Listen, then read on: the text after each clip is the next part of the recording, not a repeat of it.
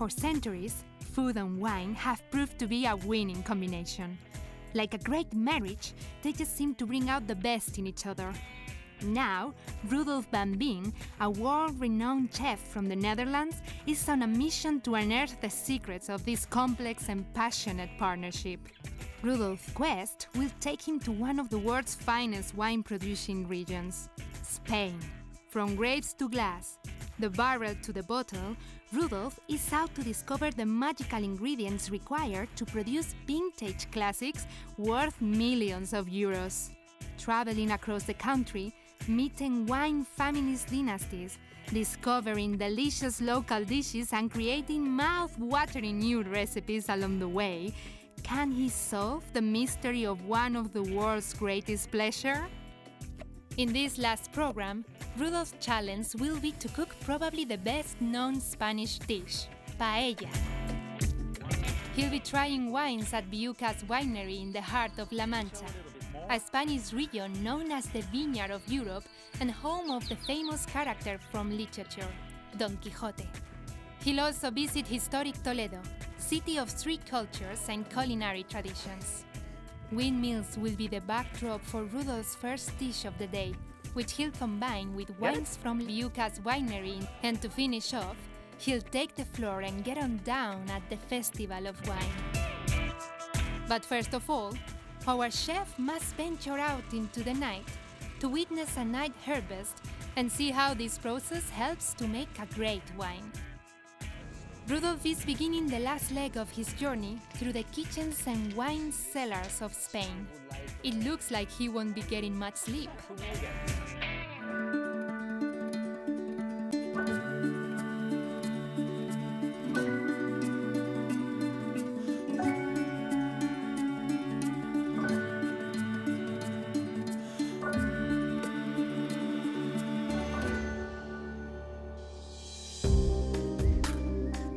These vineyards are in La Mancha, the most extensive wine-growing region in the world. It is a rural region which, adding its name to Castilla, forms one of the autonomous regions of central Spain. It is a plateau studded with 190,000 hectares of plentiful vineyards in more than 100 municipalities. In one of them, Rudolf has met María Ángeles Huerta, daughter of one of the founders of the Vihuca family wineries and spokesperson for the business. As you notice, there is about 15 degrees less now than it was in the morning. Yes. And for the grapes, that's very important. Now the grapes are really chilly, are fresh and absolutely dry, and that is perfect because the fermentation doesn't start until you have a certain temperature. If you are working and picking them in the morning with the sun, that temperature is already in the grape. So if you pick them, they will start fermenting. We need them to get really raw and fresh, so the fermentation process starts in the winery, not in the way to the winery. Victoriano Huerta founded the winery in the late 1970s, and producing a small number of very good quality wines is their philosophy. Rudolf will return to the vines to taste a selection of wines. But first, there is a must-see city on Rudolf's list that he must visit during daylight, of course. Toledo is one of Spain's most beautiful and fascinating cities. History echoes in our ears with every step. Toledo, often called the City of the Three Cultures, is a World Heritage Site. Rudolf is taking a typical tour of Toledo on a little tourist train. Toledo's narrow streets make it difficult to visit by car, so this is one of the best ways to get around and have an overall view of the city. Where are you from? De Corea del Sur. That's far away. What brings you here? La ciudad muy bonita y la vista genial. Toledo was once the capital of Spain, with a genuinely multicultural population. For centuries, Christians, Jews and Muslims shared this city, each with their own customs and cuisine. This mix of traditions is very much apparent in today's gastronomy, and this restaurant is an excellent example. This is fried aubergine with honey, and it looks great And it tastes even better, I know this, because I've had this before. Absolutely fabulous. And together with the wine, it's even better. Another bite, I'm just not sure.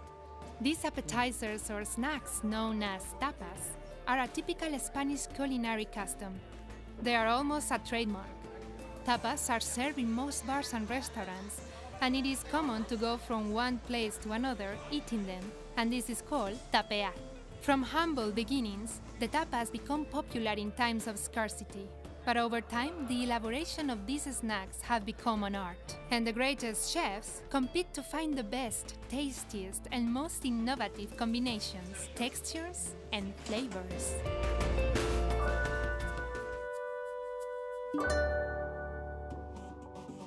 Rudolf's task is to find some wines that pair with these historic flavors and that also complement some earthy dishes that we have in store. Victor is the winemaker here at Vihucas. Can I come up? Oh, okay. Yeah. Buenos dias. What are you doing?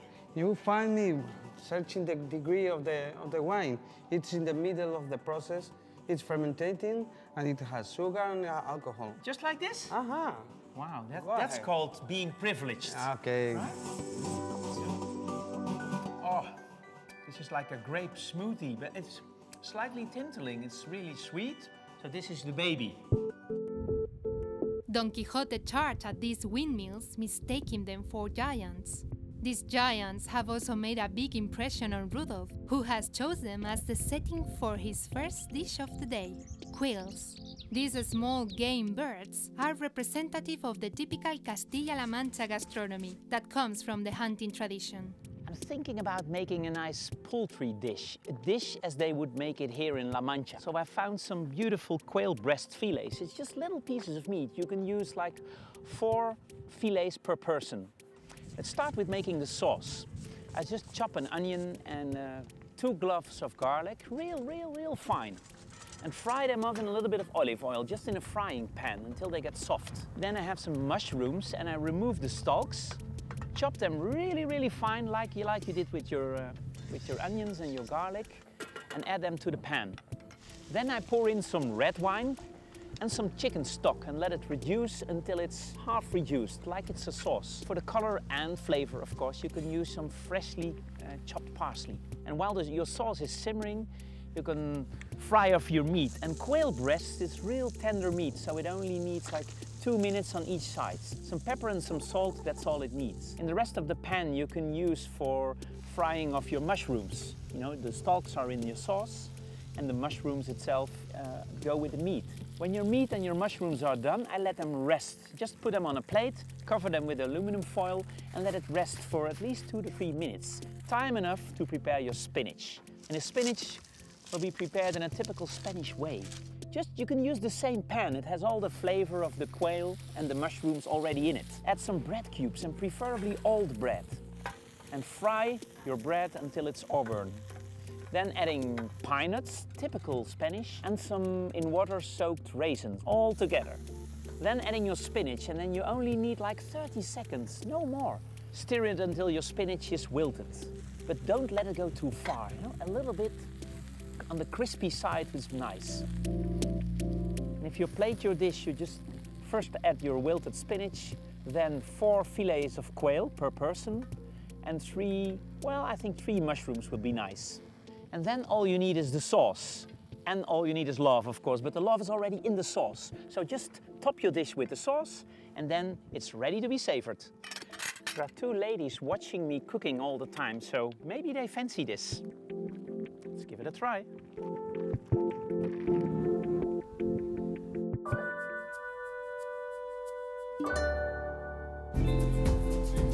Rudolf visits Toledo's most typical establishment.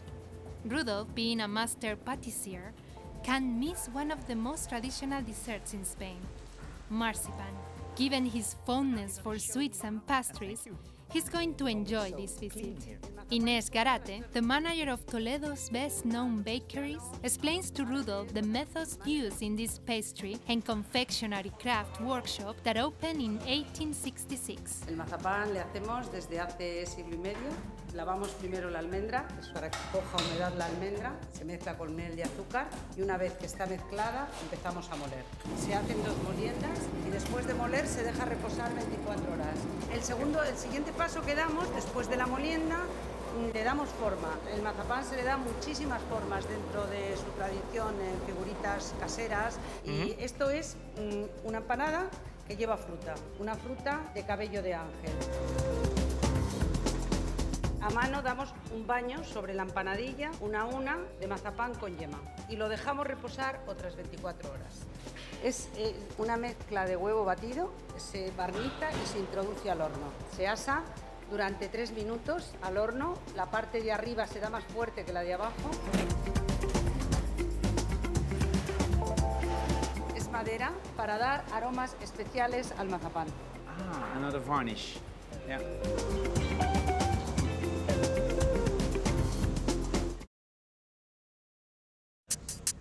Time to leave Toledo and get lost in the arid countryside of La Mancha, land of Don Quixote and the largest denominación de origen or appellation on the planet. Most of the wines consumed in Spain are from this area. Rudolf is on his way to Vihucas, a small village with an unconventional past, where he'll try the area's renowned gachas. Jose, you're the local chef here and really famous in this area. And I'm happy that you're going to show me how to make gachas. Gachas is a well-known dish from La Mancha, but variations can also be found in other areas of Spain. It's an old shepherd's dish, traditionally cooked over an open fire, and local chef José Torres is here to explain more about the preparation. Vamos a ver cómo elaboramos las gachas en La Mancha. Aceite de oliva, panceta de cerdo troceada, chorizo, Chorizo. ajos. So this is a good beginning. José belongs to a family of long gastronomic tradition. The family owns several restaurants in La Mancha and in other places in Spain. Torres specializes in regional cuisine and also at celebration banquets. Freímos bien. Cuando lo tenemos bien frito, lo tenemos que retirar, ¿vale? Ponemos aquí un poquito para que no se nos queme. Esta comida es una comida que se suele hacer siempre en invierno. Es muy buena para el frío. Aquí en La Mancha los inviernos son duros, mucho frío. Harina de almortas, la sartén siempre fuera para que no se nos queme la harina. Tostamos la harina, bien tostadita, paprika,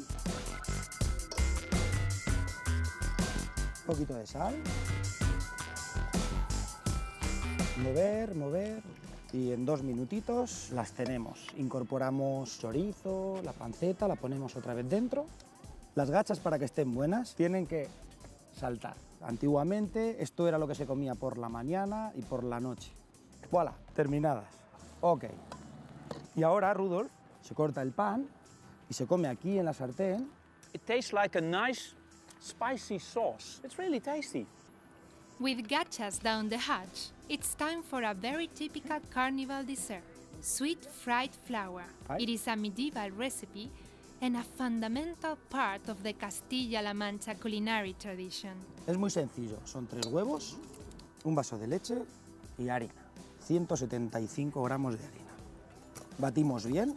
Tenemos que tener el aceite muy caliente y necesitamos esta herramienta, una forma de flor. Hay que tenerla muy caliente y es muy sencillo. Ahí. It's very thin. Ponemos azúcar y canela.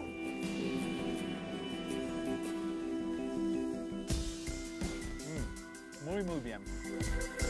Villacañas is a typical village from La Mancha with a hidden secret that Rudolf will soon uncover.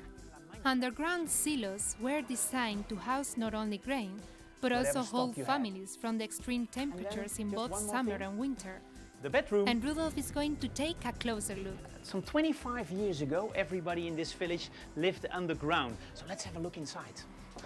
Come. believe it or not, but it was custom here. If you were engaged, you got a shovel and some help for some friends, and you start digging your own house. Watch your head, because it's not that high here. So this is the kitchen, and I can really feel that it's nice and cold and fresh here. The storage room, where they kept everything, you know, their grain and their meats. This was the place where you kept your animals, your sheep or your pigs. And people are still living here. There are two older ladies who still live in this house, and they were so kind to let us in. Let's go outside. Come.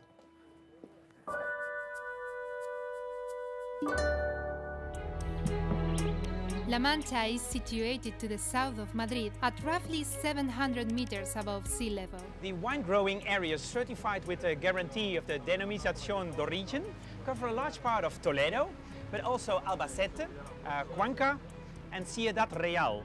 La Mancha, a wide, flat land. A land of wine and the kingdom of Don Quixote, one of the most famous characters from Spanish literature. The wines from these cellars have gained a wider reputation thanks to the hard work and passion of the innovative family of winemakers. So Victor, could you please show me what kind of wines are we going to taste? White wines first and red wines later, okay? Yeah. White wine, it's a Chardonnay. You know, we call it here a La Mancha Chardonnay. The sun gives the grapes his golden color. This is our star wine, our sales star. It's called Doble because we mix grapes of Tempranillo and grapes of Merlot. You can see in the color the violet of the young wines, and inside the color of the Crianza wines. Every year, thousands of visitors come to this place. Its name is Campo de Criptana Field, following Don Quixote and Sancho Panza's footsteps. This is a land in which you can find dishes such as atascaburras, which literally means block donkey, a strange name for a dish. It consists of cod combined with potato puree, and another famous dish is called duelo y quebrantos, which means duels and quibbles. It's a combination of eggs, chorizo sausage and pork fat. And these were all daily fare in the times of Don Quixote, but still now, in present day, are part of the cuisine or kitchen of La Mancha. Miguel de Cervantes, the author of the novel published in the 16th century, sets the adventures and the illusions of Alonso Quijano, Don Quixote, and his faithful squire, Sancho Panza, in this place of windmills, sheep, festivals and vines. Every September, in La Mancha's Campo de Criptana, festivals are celebrated to remember not only the immortal literary character of Don Quixote, but also the mills which were used to bring wheat and cereal. Celebrations of good food and good wine. A very well-known moment in the story of Don Quixote takes place in the storage room of an inn. He was completely delirious of the good wine, and he saw in the wine gourds, which are filled with wine, he saw the enemy, and he was just picking with his swords into this gourds, spilling all the wine on the floor. But it was not the wine connoisseur Don Quixote who took advantage of the spillage, rather his faithful helper Sancho Panza, who was in for a free drink.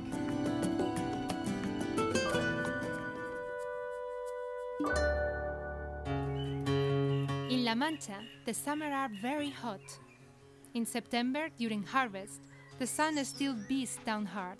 With this weather and its own characteristic terrain, the Huerta family has chosen to grow a very special grape. We are recovering Malvar grapes, which are Manchegan grapes, but that are almost lost. And we recovered it from a really ancient vineyard in the 70s, last century. And we kept it by planting it directly in the soil.